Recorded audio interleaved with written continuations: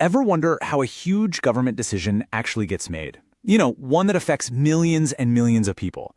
It can seem like this total black box. Well, today, we're going to pry that box open. We're going to trace the story of one single incredibly important decision in India to see how democratic institutions actually work on the inside. And it all starts right here, with this. It looks pretty harmless, right? Just a standard government paper from August 13th, 1990. It's called an office memorandum, which is basically just the formal way the government puts a big decision into action. But believe it or not, this single piece of paper, barely a page long, would go on to spark a firestorm of controversy that would burn for years and completely change the country. So here's the big mystery we're going to solve. How on earth did a routine-looking government order become one of the most explosive issues in the nation's history? To figure that out, we've got to follow the breadcrumbs. Okay, first question. Who's actually responsible for this? Who made the call? The signature on the document is our first clue, but it's a bit of a red herring. To find the real decision makers, we need to look at what's called the executive branch of the government. You see, the person who physically put pen to paper here was a civil servant, but they weren't the mastermind. Think of them as the last person in a long relay race. They're just carrying the baton over the finish line. The real instructions came from way higher up the food chain. And here's what that chain of command looked like. It started right at the very top with the president announcing the government's general plan. But the key moment was when the Prime Minister, VP Singh, and his cabinet gave the official green light.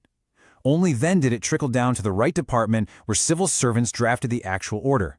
And that signature we saw, that was just the final seal of approval on a very long journey. So what this really shows us is that it's not just one person making a decision. It's a whole system of institutions working together, each with a specific role. You've got the Prime Minister and Cabinet, who make the big picture policy calls. You have the civil servants, who handle the nuts and bolts of putting it into practice. And then, as we're about to see, you have the Supreme Court, which steps in when things get messy. But here's the thing. This decision didn't just pop up out of the blue in 1990. Not at all. To really understand it, we need to jump in a time machine and go back more than 10 years. Because the idea behind this order had a really long and complicated history in another key institution, the legislature, or as it's known in India, the parliament.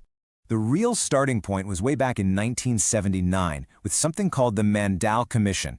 A year later, they published a report with a huge recommendation. 27% of all government jobs should be reserved for what are called socially and educationally backward classes. Now that report just sat there, being debated in Parliament for the entire decade of the 80s. Then, in 1989, it became a major election promise. And when the new government came to power, they decided it was finally time to act. So this wasn't a snap decision. It was the final move in a game that had been going on for over 10 years. So, the government finally pulls the trigger. That one-page order is released and the country just erupts. This was not some quiet policy tweak. It instantly kicked off intense, passionate, and sometimes even violent debates and protests all across the nation. I mean, just look at this. This is how you know an issue has really hit the mainstream. It's showing up in butter ads. These famous Amul ads from the time are referencing it directly. You know a political debate has become a massive deal when it's being used to sell butter. And the arguments on both sides were incredibly passionate.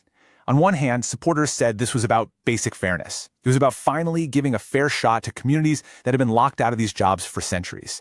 But on the other hand, opponents also framed their argument around fairness. They said it denied equal opportunity to other qualified people and worried it would actually make caste divisions even worse, not better. So you've got the country completely split down the middle, with massive protests in the streets. When things get this heated, and a decision is this controversial, another major institution has to step in to be the referee. And that's where the judiciary makes its entrance.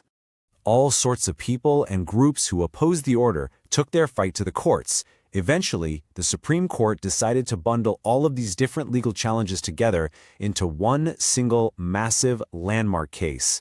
It's famously known as the Indira Sahni case. This was it, the final legal showdown. So, in 1992, after listening to all sides, the Supreme Court delivered its final verdict. And here's what they said.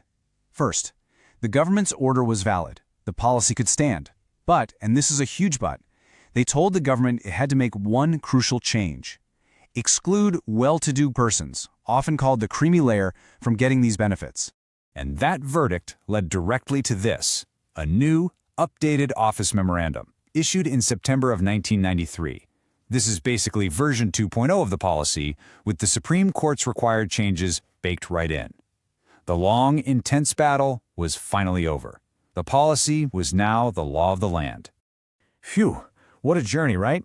From a dusty report, to street protests, to a Supreme Court battle. So, after all that, what's the big lesson here? What does this whole saga really tell us about the way a democracy is supposed to work? I know what you might be thinking.